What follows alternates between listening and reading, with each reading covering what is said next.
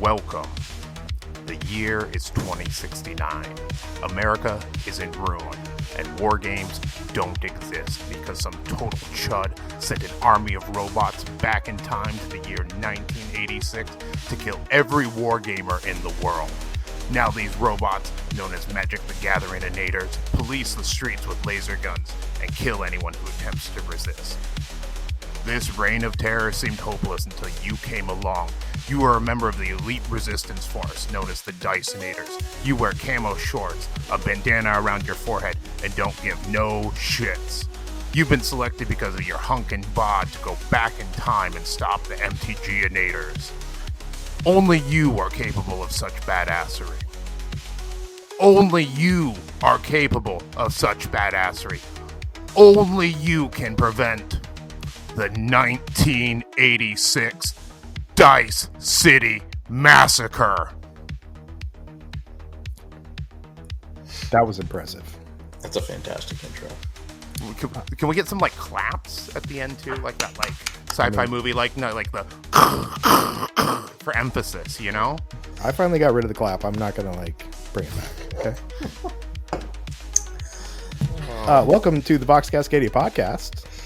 You heard Tyler with our amazing intro, and we also got a special guest tonight because Connor, a little bitch, went to the movies instead. We got Greg. What's up, Greg? Hey, good to be here. Welcome back. We got the OGs tonight, so everybody, people that actually have like we could drink in like in the early 2000s when we weren't in middle school. So yeah, we remember the 90s, you know. Yeah, that's right. Yeah, so thanks for joining us, Greg. Tyler, how you doing, buddy? We've been just to give you a little background, a little behind the scenes how the sausage is made of Vox Cascadia. So a couple weeks last week we were gonna have Jimmy Kelly on, and we're gonna have him next week. We got a special topic with Jimmy, and Tyler got sick, so that's why you heard just me and Connor. This week we were going to have Jimmy Kelly on, and then Tyler's internet took a shit. And Absolutely. So between your physical self and your internet, how are you doing? Much better on both fronts. Just kind of like, I don't know if I ate something. I got a weak stomach, to tell you what. Sometimes something will just set it off, and I don't even know what it is ever. You know, it's going to be that should be super fun for when we do our hot ones challenge. So probably it should be fine. Like I shouldn't have an issue with that, other than like heartburn maybe, but like it'll be like, I don't know, a random seasoning I'm probably like allergic to or something. I wish I could be there for that. Honestly, I would participate just so that I could eat them and watch straight faced while y'all are suffering. I mean, I would. You're coming out for Kill Scream, right? And CritCon, right?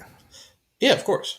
I would say we could delay it until then, although I don't want to do that to the Patreons, but maybe we'll just keep some of the sauce and we'll just maybe we'll do like round Friday 2. Live? Hell yeah. Yeah, Friday I just live? Had my wife got me for Father's Day a bunch of beef jerky, and one of them it was called Tibbs Revenge, and it said, caution, extremely hot on the package. And I opened it and ate a piece without reading any further. I was like, yeah, whatever. Tibbs, you're a little bitch. I then looked at the package after I started dying, and apparently it was made with scorpion peppers and Carolina Reaper pepper. And yeah, I popped an entire chunk of that thing in my mouth. I managed to get it down, but yeah, it was a bit extreme. But the hot ones, yeah, that's nothing. So did they have like a Scoville number? Because that's what I go by on stuff now, because that's the the measurement. I wish. Unfortunately, no. This is like some dude that makes it on his like farm or something. So no sophisticated measurements there. We could do Friday night. Yeah, Friday night would be fun. I enjoy some hot stuff. I've had to back off a little bit in my older age. As I approach senior status. But like I can still hang with it. I worry about what will happen when I get to that point, or if I start getting like ulcers or indigestion, acid reflux or something. Because I can't live without the spicy food. Same. So I love that we kick out the young kid, and then we just start talking about geriatric shit. Like, you guys, what's your favorite flavor of Metamucil? I really like the Just the Classic orange. regular, yeah, classic orange. I mean, that's for me. But Yeah. I'm not there yet. My iron stomach has at least persisted through the uh, final moments of my 30s. now you're now do you guys when you guys have hip pain when you wake up in the morning, do you guys like to ice it? Do you like to go with heat? We talking like Advil, Aleve? Like Aleve's supposed to be that all day action, but Advil kicks in a lot sooner for me. I'm semi blue collar, so I tend to drink like a Red Bull about it in the morning and smoke some marijuana and then continue on with the pain. I'm pretty sure that's like, I, I mean, if we had a real like Surgeon General or whatever the fuck RFK is now, they'd probably tell you Red Bull and weed is the way to suffer through some hip pain in the morning. It'd probably be something like weird, or like a shot of vinegar and like, like killing a bear and dropping its carcass off in your local park. Yeah, and then brainworms. So brainworms make everything better. All the brainworms. By the way, I hate to rain on your like weed parade, Tyler. We will get to kill team stuff, by the way. I saw an article today though about like the effects of marijuana and like your heart health. And I don't know if you've looked into that, but apparently there's a study that came out that says that it can kind of fuck with your heart, dude. I've seen stuff like that. I'm definitely like conscious of it. You gotta be careful. But I want a little more studies. Marijuana is just at the point where it can like be studied significantly. So like we need a little bit more. I think the sample size was kind of small on that, like 200 patients or something like that. So and like we don't know where it was. I don't remember where it was taken. So like we have to factor in some of that stuff with it too. Uh, But And meanwhile, you got like Willie Nelson and Tommy Chong, who are like in their 90s and, mhm, you know, smoke an entire like farm's worth a day. So yeah, uh, apparently it doesn't get everybody. yeah. Well, we spent the last 5 years of people doing their own research, so just lean into that. I think so. Absolutely.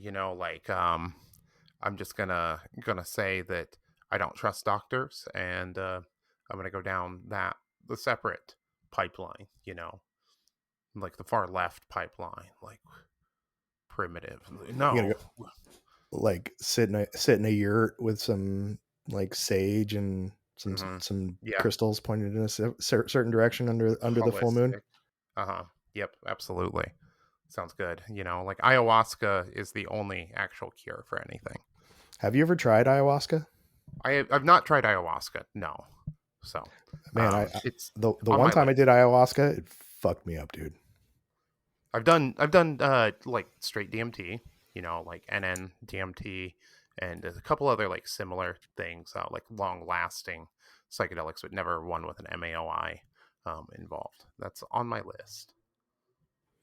Well, what's on our list actually is talking about Kill Team Typhon. So the it's that fun time of the Kill Team season where we're right before the actual box is released to the public, and when the box is in the hands of all the cool influencers, not us yet because we don't have a video channel. And we got to see a bunch of the rules. We get to see battle reports. Gentlemen, have you dug into some podcasts or some YouTube or some articles into Typhon yet? I mean, I've read the content creators rules that they've posted pretty thoroughly. I started watching the John Reese's battle report, but I didn't actually watch it for it. I wanted to see how he converted his techno archaeologist and underseer because he's doing Gene Stealer Cult. And unfortunately, he showed only like the models that he had painted, and he didn't have the entire team painted yet. So I don't know. I'm big into the hobby aspect of this box because I Yeah. think I'm giving my wife the Raveners, but I want to do something cool with the Battle Clade, and I've been trying to figure out what I want to do. I'm leaning toward like Dark Mech Chaos right now, though. Ooh, that'd be really cool. I saw some of the models you were looking at today in Discord, and I think that one super fucked up dude would be incredible. You know? Yeah, I'm leaning that direction too. Right now, I'm trying to figure out how to do the servitors because, I like the goremongers with the bloodletter legs and everything, and I think that would be a cool base. But looking at the models themselves, because they're wearing like those pressure suits, and goremongers are not wearing a whole lot of clothes. They're wearing like tank tops, or a lot of them are shirtless, at least the male ones. And so that's going to make it hard to figure out how to make the arms line up when they're, clearly have these bulky, like thick rubber sleeves on. I, So, yeah. So I would look at the Warcry Legionaries. Um, I think that should be a pretty, like, size wise, because you got a couple guys that are a little bit larger, one guy with some goat legs and stuff like that, and then just add some sci-fi bits on them. That's not a bad idea. Yeah. Like, cut off some arms, give them some pincher claws, appropriate guns, like, like maybe backpacks and some tubes, and like you got you're cooking there. I think it'd be like a really good great fit up. So, um, I'm Yeah, excited for about the sure. hobby on this box also. So I can't wait to see what you do because it's always amazing. It's probably going to be a while, though. I am currently working on my second of the Necron Goremongers, so I have, you know, eight and a half of them left to do. Okay, that's not too bad. Tyler, you got any ideas for the hobby on either of these two teams? Yeah, yeah. You I'm gonna lean like really far into the body horror of the Raveners. You'll see some like wet, um, grotesquely, a little bit more human looking, in the face, hopefully. Um, yeah, kit bashes. I want to make them horrendously horrifying, like maybe like a little bit of like necromorph vibe to them, a little bit of alien, like classic alien, H.R. Geiger. Think of Oh yeah. what was that most recent one? That tall white guy in the most recent Alien that was like an architect and a xenomorph cross. Like he's like all like white and lanky and like gross looking, kind of like that for inspiration. So I want to see someone use that mouse strain coalescence because that's just such a horrifying and cool ass model. Is that the Necromunda, the Forge World one? Yeah, it's one of them. Because there's like the tech priest, which I guess like the mouse strain patriarch is recreating it with like echoes of his memory, which is like badass. Um, but then there's like the coalescence, which is just like a bunch of human bodies and like Tyranid bodies merged together into this horrifying mass, and it's cool as shit. yeah, I definitely think I may pick up some stuff from Necromunda to assist in it because like that stuff is so good. It's so good. They've killed it with it. The Malstrain is just some of the best body horror they've done, and I wish they would do that in a like more wide range of stuff. Gene Stealer cults or something else. They really need to have that in bigger Yeah. 40K or at least larger availability. Now, what about the teams themselves, like the gameplay? Are either of you excited about either of these teams? Because my like ADHD that happens with kill teams and video games, like I'm kind of excited about both of them, but there's one of the two that I'm actually unironically pretty excited to, and I think would fit my playstyle. But I'll let y'all go first. Yeah, I actually kind of like went in opposite directions on both teams. When I first saw the rules for Raveners, I was like, man, these guys have like all these rules. They're going to be so hard to beat, blah, blah, blah. But the more I dug into them, the more I realized they have a ton of limitations.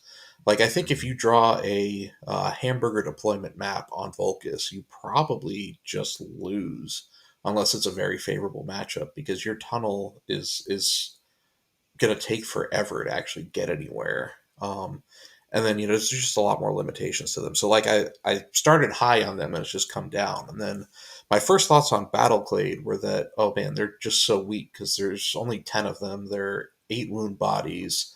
They don't have like mobility, like Felgor or other teams like that. They don't really have the durability of something like Salvagers or even like the durability tricks of Jaegers. But the more I look at them, the more I think they have an interesting and unique play style that there's a lot of tech there that's just not immediately obvious. So Yeah, I think for both rules and hobby purpose, but both rules wise and hobby potential. Excuse me. They're the team that I'm interested in. 100%. I think you hit the nail on the head with both teams. I do think Raveners are strong, and it's going to take a minute for people to like really comprehend either of these teams, like how they actually play on the tabletop. I think we may see people popping up with like new strategies after a minute with them. They definitely have tools, but those like the drawbacks that they have with like their tac ops and stuff really limit Raveners, in my opinion.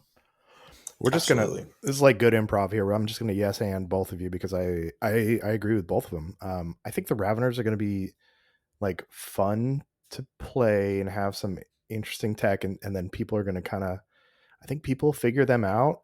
I was listening to just another Kill Team podcast, and they were talking about how like if you play the boards that we have, the Into the Dark boards and the Volcus boards, you're going to kind of figure out where the best tunnel is. And if you're playing someone who knows where the best tunnel goes, they're going to be able to avoid that and block you out.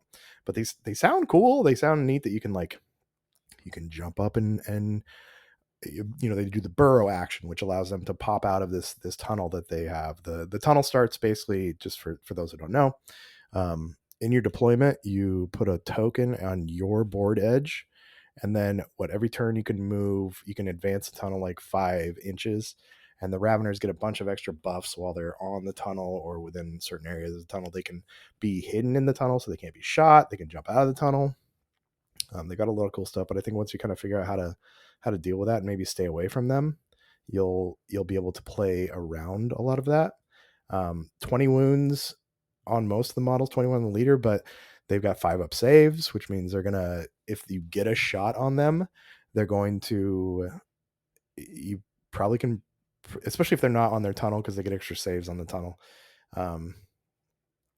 You're gonna take them down pretty quickly. So I'm actually very excited about the Battleclade because I feel like how they play is kind of my style. I think they're gonna sit back and be more reactionary.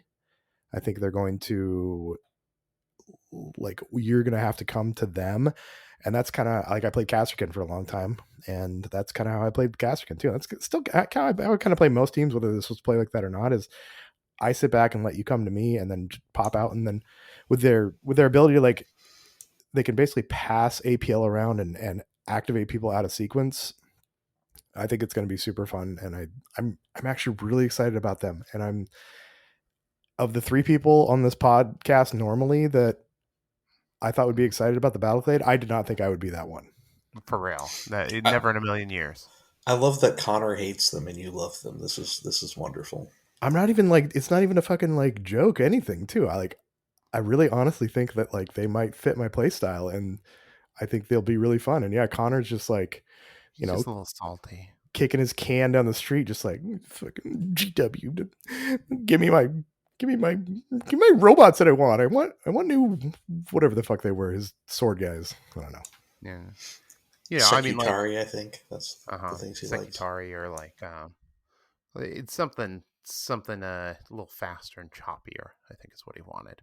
So, which, I get it, but I think Battleclade looked dope. I think there's like a level of depth, and like totally new play styles with this. Like, most of all, I'm happy about the new play styles. We see 2 teams that have like really unique ways to play the game and interact with it. I think that's fucking incredible.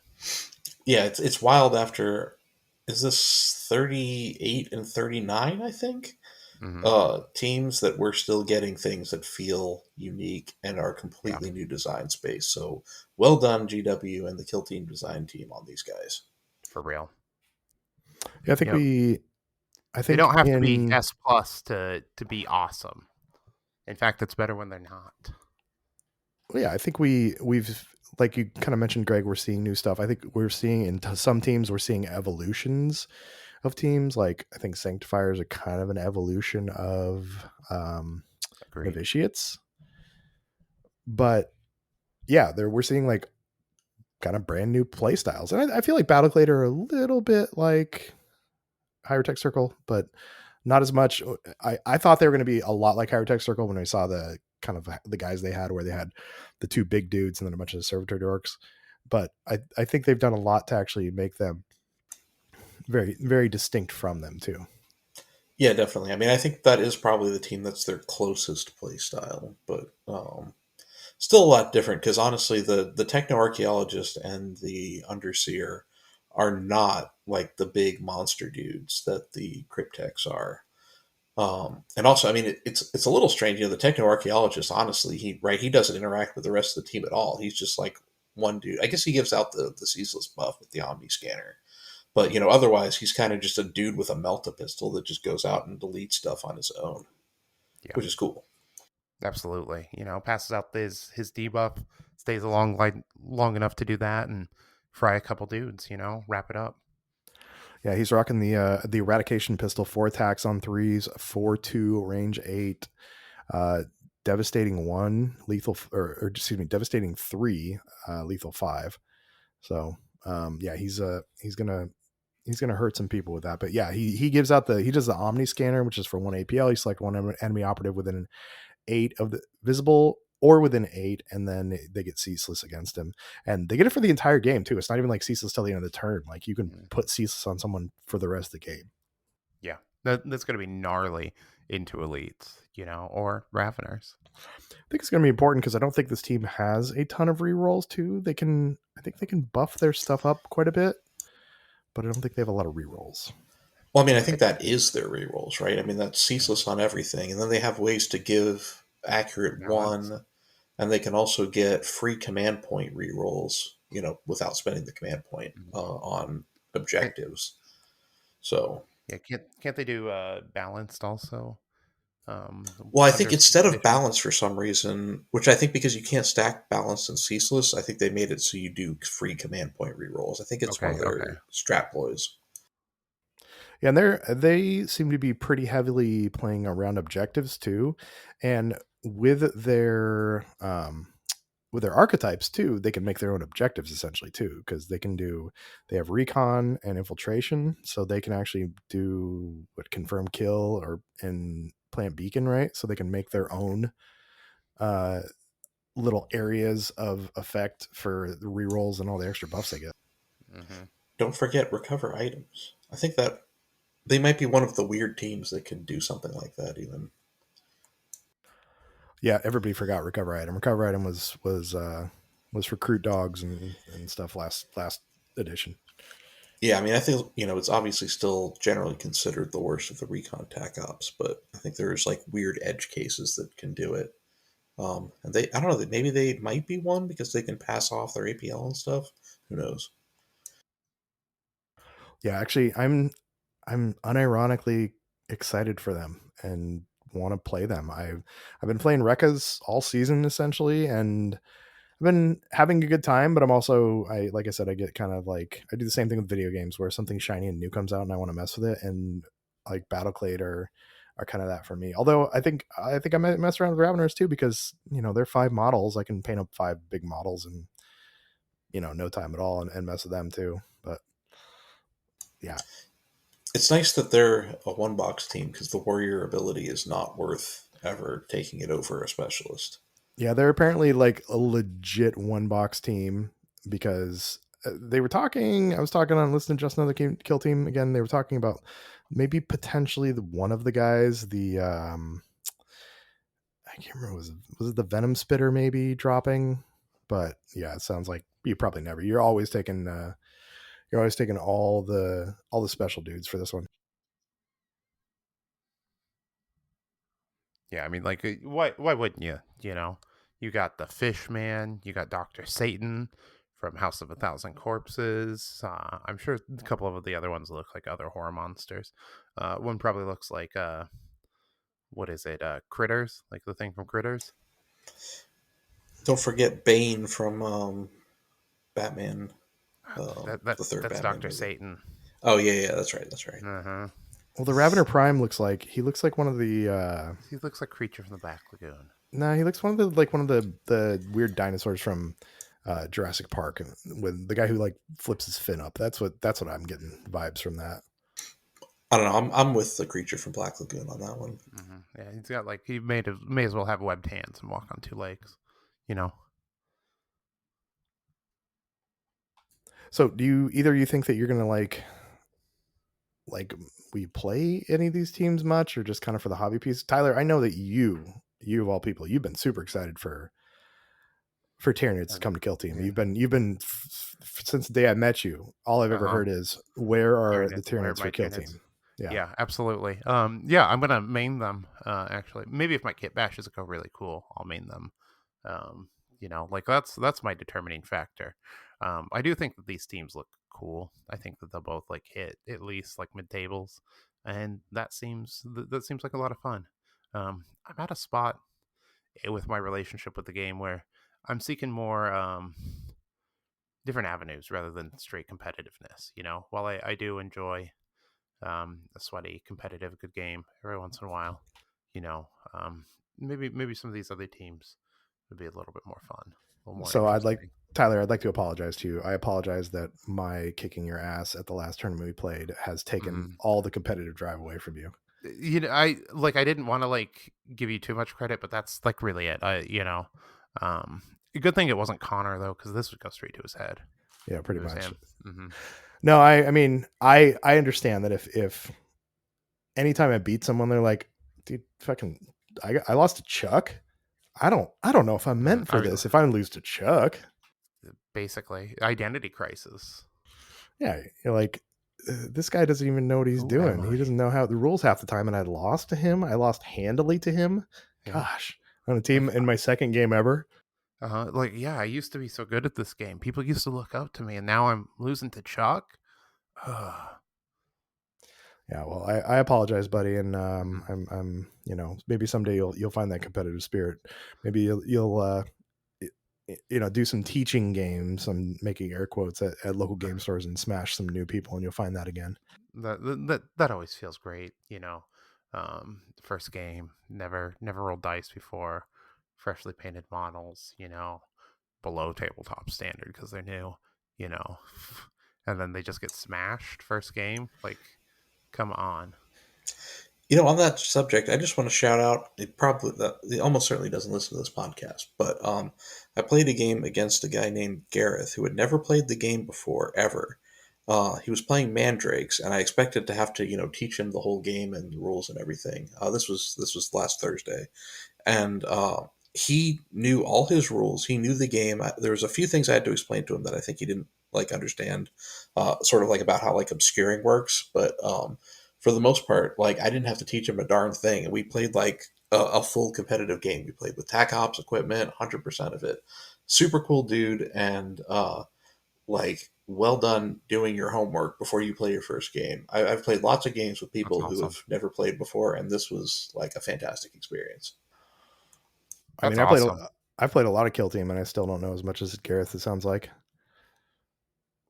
Yeah, and like I said, he's playing one of the rule breaker teams, freaking Mandrakes. Well, send Gareth the podcast, and share it. And that's how you get him to listen to it. That's right. That's right. Get you some East Yeah, Coast I mean, he has listeners. a shout out now, so Yeah. like, Hey, Gareth, I talked about how much of a noob you were, but a good noob. So congratulations, buddy. So what did you have you played much lately, Greg? Let's catch up with you. We haven't talked to you. It's been a while since we talked to you. I think, was it minute. Christmas? Uh, I mean, like I think it I've was seen you after since that because then. we did the sweat Post court after LVO. Christmas, wasn't it? That's right. We did. Yeah, we did Sweat Court after Christmas. So Yeah, I've actually been playing regularly. There's a shop in a town called Ellicott City, called Gamers Core, and I've been playing there almost every week, minus when I've had to do stuff with my family and such. But yeah, it's been a great time. what have you been running? I played Vespids for a little bit because I finally got them painted, and I just wanted to at least get them on the table. Despite their new buffs, I don't know, they're still a roll crits or do terribly. And in the games I played with them, it was like maybe two activations where I was actually rolling crits when they were shooting, and the rest of the time they were just whiffing, and it just felt real bad. Also, they feel terrible into Nemesis Claw because you have to get within 6 inches or else you're obscured. And well, since their entire damage is based on rolling crits, you can't take shots when it's obscured. You just can't. And it felt real bad. So screw Vespids. But other than that, I've been playing Brood Brothers, and they feel good. So yeah. You have your amazingly painted Brood Brothers. Had you played them much before? I know you got them. I feel like you got them painted up and then kind of shelved them for having to move and stuff. Yeah. I don't know. I haven't played them much before the last couple weeks. Like I said, I was playing Phobos because that's what I took to Adepticon, and then I finished the Vespids and played them, and then, like I said, I've been moving on to the Brood Brothers, just mostly because I mean the team is neat to play, and also I really like the paint job I did on those models, and I like to put them on the table. But whether I start playing them at the big events that are coming up, like Nova and possibly Goonhammer Open, or if I do the Goremongers, I haven't decided yet because I'm trying to make the Goremongers the new best painted team that I own. So, yeah. So what do you think of the Brood Brothers right now? I know that everybody's kind of down on hordes for a while. We had Sammy on a couple episodes ago who talked about Vetguard. I mean, I played Brood Brothers last edition just about a year ago at Tacoma. Do you think they have some teeth? I think they're winning stuff too. I think John Reese won over in jolly old England with them recently. Yeah, I mean they feel good. The thing I liked about them when they came out is they were the ultimate toolbox team, right? Because you get to pick your leader, you know, to basically dictate how you're playing a matchup, which is really nice. It's more than just switching out a specialist here and there, which really at this point they only have one specialist they switch out. Either the knife guy or the medic, because unfortunately they nerf snipers so hard that you don't really ever choose your gunners, but they do play completely differently depending on if you take the Magus or the Primus or the Patriarch. So, like, into Mandrakes, for example, they're one of the rare matchups where I think you take the Patriarch, and, my Patriarch just wrecked a couple of Mandrakes, and that really just, once you outnumber them by a good bit, Mandrakes kind of fall apart. So, and then likewise, I took the Magus into some other matchups. I think the most recent one I played was into actually Vespids, and they depend so heavily on the, like, you move, you get balance, you get piercing, and all that, and it's like, well, you don't get piercing against me, so my 7 wound dudes are surviving your shots, um, and I'm friggin' um, mind lasering you off the board with the Magus without going on engage. And yeah, I think they really have some tools and some tricks, and they're fun to play. So Tyler, you were stripping down your Brood Brothers, right, and redoing them. Have you gotten any farther in that? So I was looking at them, and like, I think that I can just paint over. So I pulled out a model and I did like a couple layers on one guy, and I was actually just looking at him as Greg was talking about it, and I think I like the direction it's going in. I think I can salvage this. I feel like that's a better solution than going down to bare plastic or primer or whatever and then Yeah. starting over again. Whenever Oh, I can, I try to avoid stripping out my models. so one thing I've been trying to do with my painting is actually I tried it with my Aquilons and it didn't work to great effect. I think it'll work better on the Goremongers. It's kind of the doing like undershading where you do a couple colors underneath. Are you going to be able to use the colors that are underneath to kind of give Yeah. some shade to it? Yeah, absolutely. I think that my color selection was pretty close to where I wanted it. It just like wasn't. I think I was like tonally off. I think I just like needed to like shift a couple of my tones, in a couple directions, and like I should be able to build on it, like with a give it like a nice creepy skin look. So, because like my purple is gonna go a little bit more like peachy tone now, which is like what the skin was before on them, for that classic Jane Steeler, and like the kind of like grayish green I had, like almost like a greenish German gray is like more kind of like verdigris colored now. So I think like those changes alone should like give it a lot more pop on it, and like more of the kind of I don't know, like a pop art look that I want with these guys while still maintaining grim darkness. Nice. Well, I'm glad you found a solution that wasn't stripping them. So, back to the Typhon box, gentlemen. Is there any operatives or any like plays that you saw or you like that really stick out for these teams that kind of draw you to them? Or I mean, besides like kind of the main thing, any other little niche things you've seen that you really like? Like me personally, I like the ability to, um, with the Battleclade, to be able to pass off APL. Like everybody is almost a comms guy. That can pass off APL and then use it right away. So I think you're going to create some situations where you can activate a guy, do do something with him, and then have him kind of hanging out, and then somebody else can tell him to go again. So you're going to be able to, some of these big guns that they have are going to be able to shoot multiple times, whereas like on other teams, those big guns can't shoot multiple times. I think the the coolest tech that I have been able to come up with so far for the Battleclade is because you can counteract with a ready operative.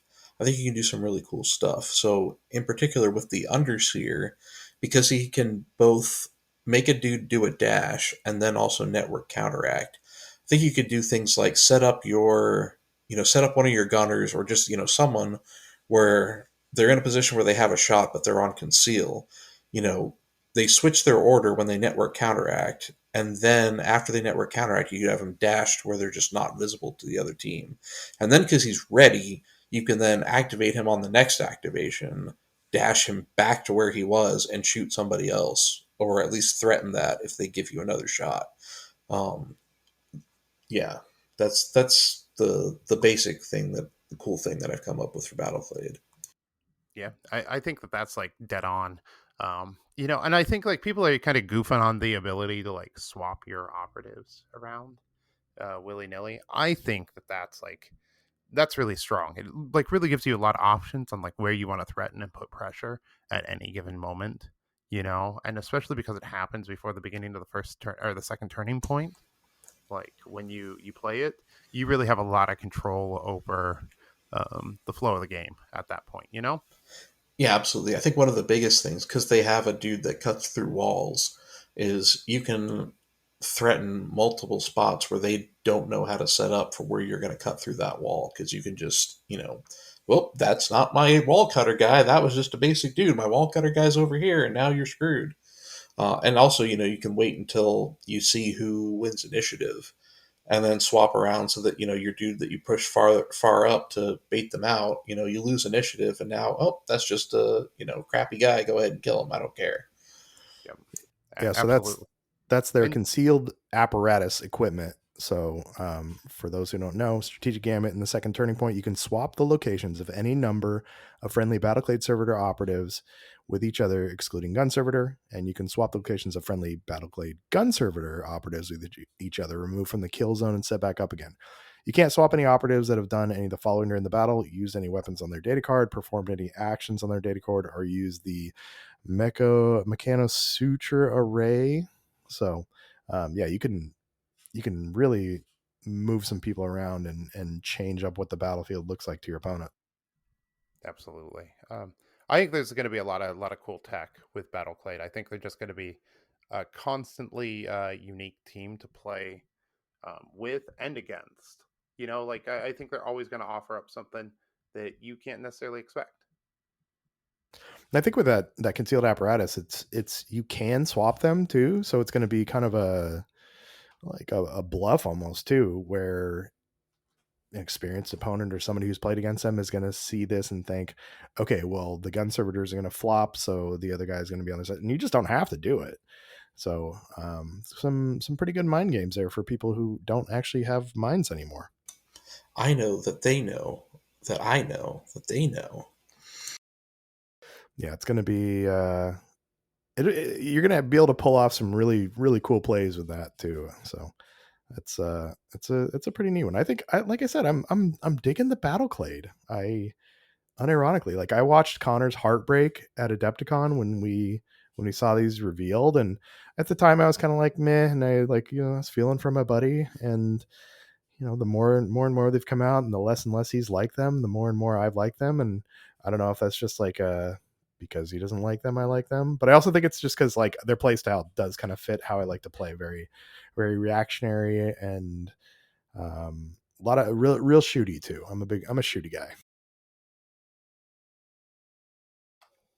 The only thing, I wish they had access to security, because I think they Mm-hmm. have like that feel with, again, how reactive they are, like you mentioned.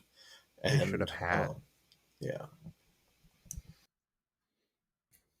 Well, let's talk a little bit. Actually, Greg, you'd brought this up.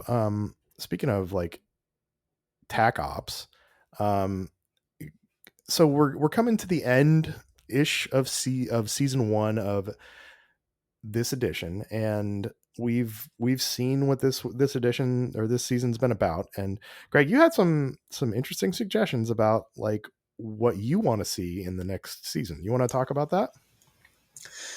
Yeah, sure. The thing I think would be interesting, because so to give some context, right? So this is concerning TAC ops. Something that I've heard a lot of people complain about, and I think their criticisms are valid, is that it was way more fun where you had to choose multiple TAC ops instead of just the one, because it gets stale that you're just doing the same thing. Um, and I think uh, the compromise that I think would work well. So rather than have to like, choose a couple tac ops and you're kind of scoring them all simultaneously, is what if you choose your archetype and it has three tac ops the same way it does currently, but you have all of them at the end of each turning point, or maybe at some point during each turning point, depending on what the tac op is. You basically choose one of them, and that's the one you're scoring this turn. That way, you basically figure out which is the one that you're best able to score now, which is the one that you're best able to score later. Should I take the 1 point on this one now? Because I think I'll probably get 0 points on it if I wait till later.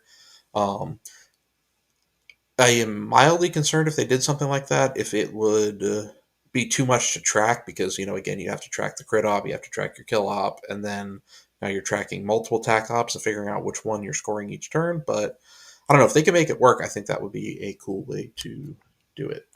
I mean, at this point, some of the teams have like 15 tokens on each guy. So, I I mean, mean, what's a little bit more tracking?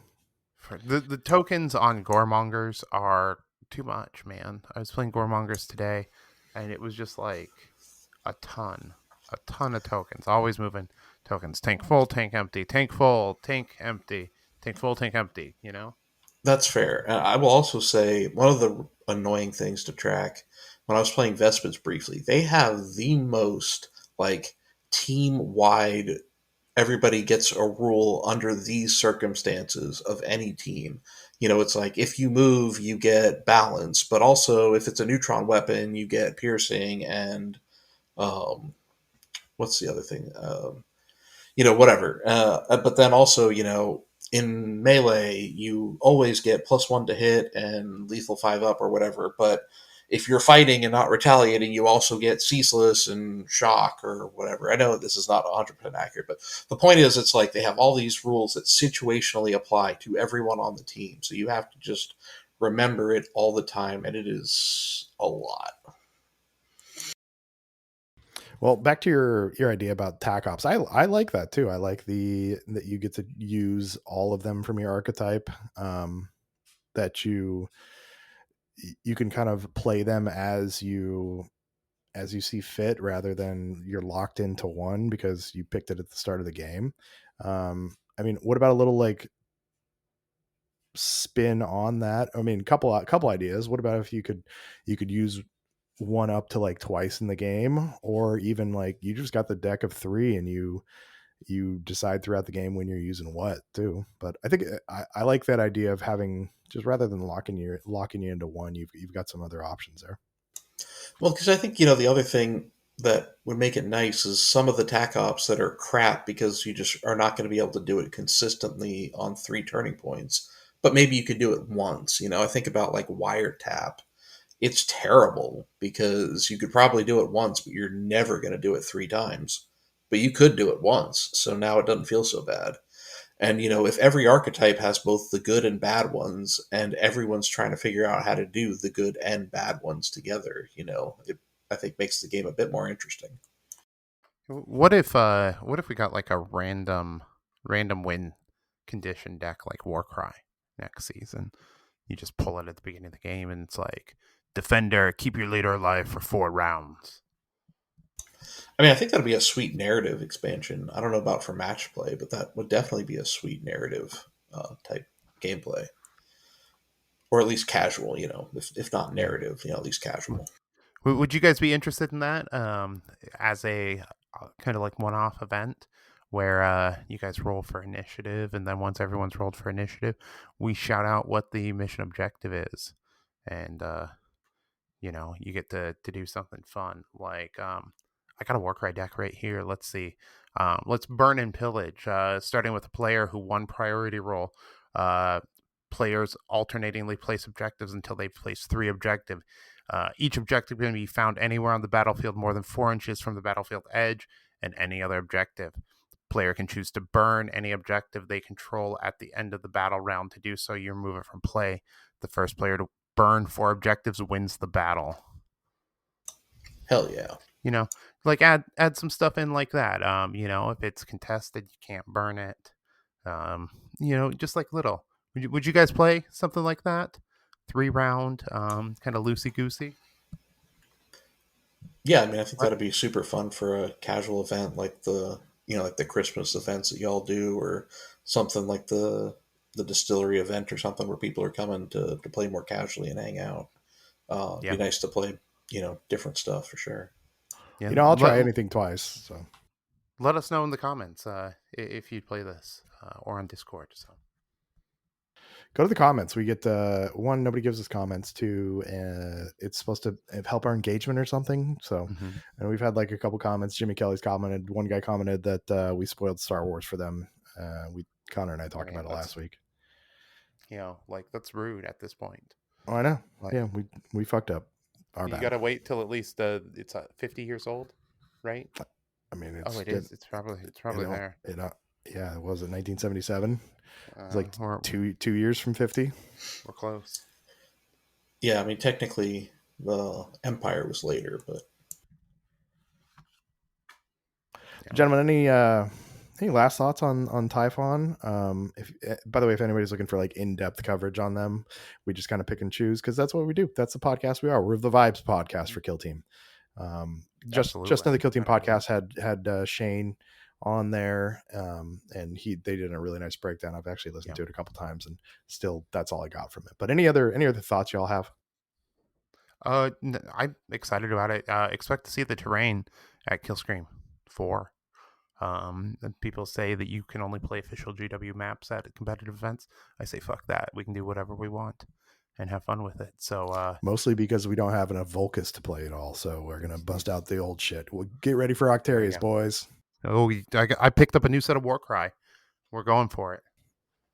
I'm still anti Warcry and Kill Team. I can't figure out what the trees do.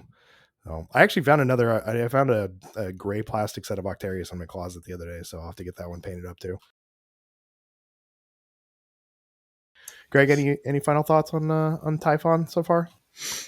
No, I think it's a nice closeout to this season. The only stain on it, I guess, being that unfortunately, a lot of people seem like they're not going to be able to get the box, or at least not be able to get it right away. But that's not part of the rules, at least. So yeah, it's looking like a rough one to get. I know that I've heard from quite a few stores that they're getting like 5 boxes. So just a lesson to y'all for if Kill Team box gets announced and you think you want it, reach out to your LGS, show them some love, and get on that list first. So I know. Luckily, I got Curtis is hooking me up at Board Bard. I emailed him a day or two after it was announced, and so I'm getting mine from Curtis. So I know Tyler and Greg, you both have one lined up too. So Yep, I'm always Yeah, I got. the first one to ask. Yeah, I was on it. So, um, Greg over at Bridge City Hobbies hooking me up. So nice. Yeah, yeah, I was out there the other day picking up some stuff. yeah, I'm gonna drive out there Saturday. It's a cool little spot. So Tyler, so I since again you're Mr. Anti-Tyrannid and Kill Team, do Hmm. you feel like this is an okay representation of Tyranids? Do you like the explanation? Because they talked about how like Tyranid equipment is stuff that they've grown. Or are you still just like this team should not exist? I think that I think it could have been left with Colts personally, but that's just like a personal gripe. That's like my own. I don't think that Tyranids even um you know like I think it's just like a little strange to have them doing mission actions in the same kind of way in like a spec ops thing. That's just my I'll always view them as the swarm, and like while they may do stuff like where they target people, stuff like that, the nature is not that of like a sentient being making choices in a tactical situation. It's um, animals swarming and like ambush predators and things like that. Very very different dynamic. But like uh all the Tyranid people are angry because they don't like the rules anyways or the what they got. So can you even make a bug happy? Yeah, were y'all surprised that it wasn't more of a like a swarm team, and it's the most elite team we have besides the Banana Boys from last edition. I mean, I think this is just a case of GW needed to refresh a kit, and so they stuck it in Kill Team. Sort of like what they did with. Honestly, I think that's what they did with Striking Scorpions and Scouts. These weren't really designed for Kill Team. This was a refresh of a kit that they Yeah, decided to throw in to Kill Team. Honestly, in some ways, I think Rekkas and Rattlings sort of felt the same way. The other two boxes from this season, have felt entirely unique and uniquely Kill Team. But um, yeah, I think um, not so much the Battle Clay because that does feel uniquely Kill Team, but the Raveners, the Rekkas, and the Rattlings all kind of feel like we'll servitors slap some rules on servitors have a this. long history in AdMech. Like, and they just went out of production, so it makes sense that they got updated. On there, and like I Yeah, think for sure. warmongers fill a role for like it all feels 40K, but I feel like they're doing a better job of like kind of wrapping it all together, like creating like a cohesive um thing. Like Raveners are probably like the worst. This box is the worst fit for sure, but we got the cool terrain, so I'm happy with that most of all. Oh, I guess Vespids. I need to throw Vespids in there because they feel Mhm. like a update kit for 40K, not a true Kill Yep, Team kit. Do you feel like they've got like Kill Team vibes though? for sure. Yeah, kind of. But I mean, at this point, now that they gave him the extra dude, you have 5 basic warriors. It is kind of just like, yep, a bunch of basic warriors and a couple dudes with like better guns, which is a 40K thing, not a Kill Team thing. Mhm. The specialists don't feel all that special, really. They're just dudes with different guns. The only one is the like mini stealth suit guy, but all their other specialists are just dude with a rail rifle, dude with a grenade launcher, dude with a flamer. Well, gentlemen, thank you for chatting on Typhon. I'm excited. I got mine. I have to work the day that it comes out, so I'm gonna scoot over to Board Bard right after work and pick it up. And then the following day, though, Tyler, there is a Mhm. tournament up in Where? Tacoma. Uh-huh. I'll be It's up brand. there. Are you gonna sign up for it? No, I'm going to a concert. I'm Oh going to be up fuck. in Redmond, but like, basically Tacoma. It's all the same. That's like Redmond's like an hour and a half north of Tacoma. It's all the same. What It's are you all going on? Are you on there on Saturday or Sunday? Saturday. Are you staying up there? Or are you coming back down? I mean, come back down Sunday. So why don't you just swing through and pop into Tacoma Games for a couple hours and play some Kill Team with me? Is it Sunday? Yeah, it's Is it Sunday. Fuck. It doesn't My start till girlfriend, noon either. my girlfriend's going to be so mad. Well, what if you like? How about this? I'll probably do it. Drop But your car. Have on the way up on Saturday. You drop a car at my house. Okay. I will then, and then on the way back, you have your partner drop you at Tacoma Games for the tournament, and then you ride back with me.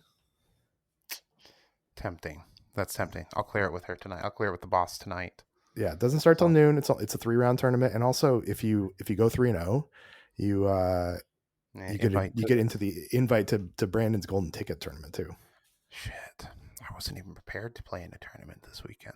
Fuck. I mean, you weren't prepared to play in the tournament last time, but you did too. So yeah, I did okay too. So no, you did good. Yeah. Beat me. I mean, I beat you, but you placed higher than me, so that's why we have to eat a bunch of hot shit. Mm-hmm. So, all right, yeah. Well, it was kick it around. It was good talking. Yeah, I'll kick it around. It's good talking with you guys. I miss you, Greg. Love you. I miss you too, buddy.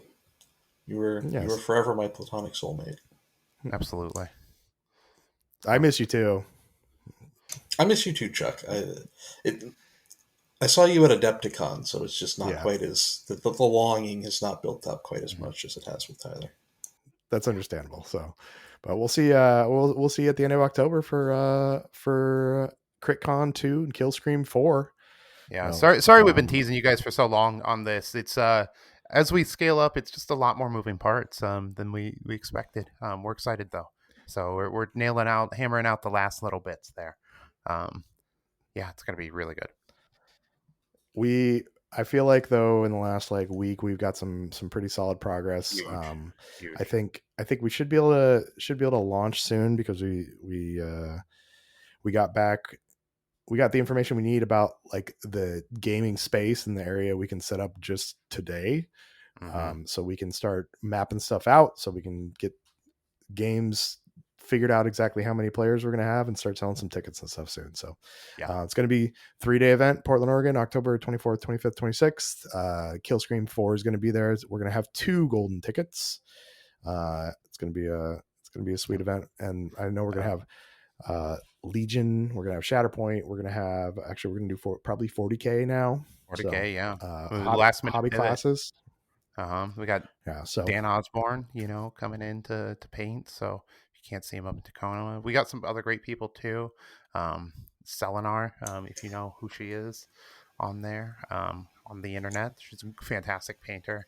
And we also have some incredible local indie game developers coming through with their tabletop games. So that's super exciting.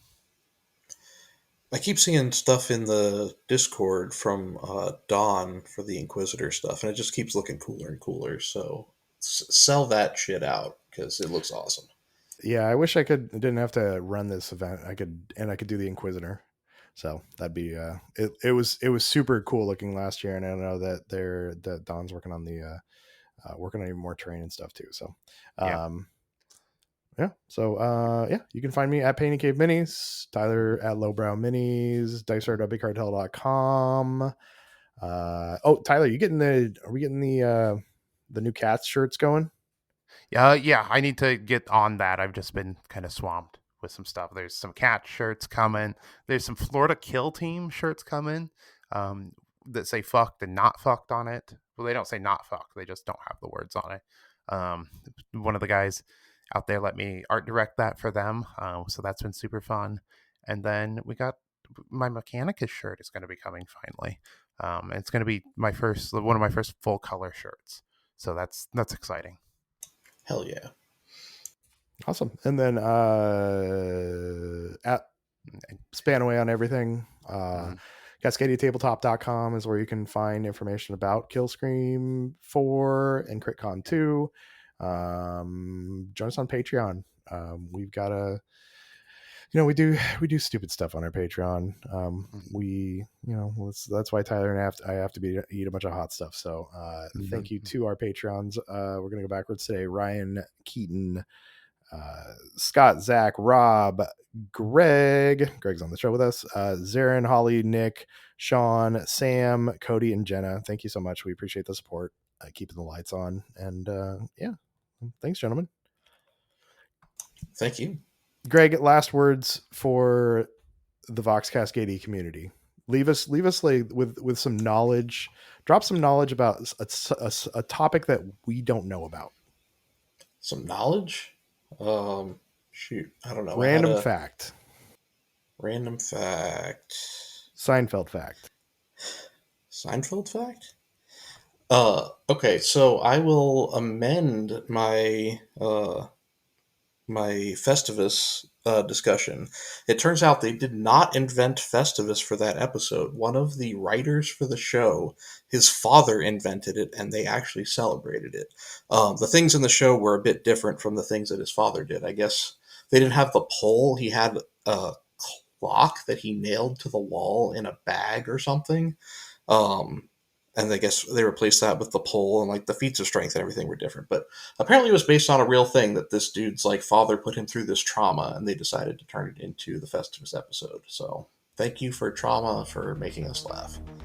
Comedy is if you can't laugh at trauma, what can you laugh at? Exactly.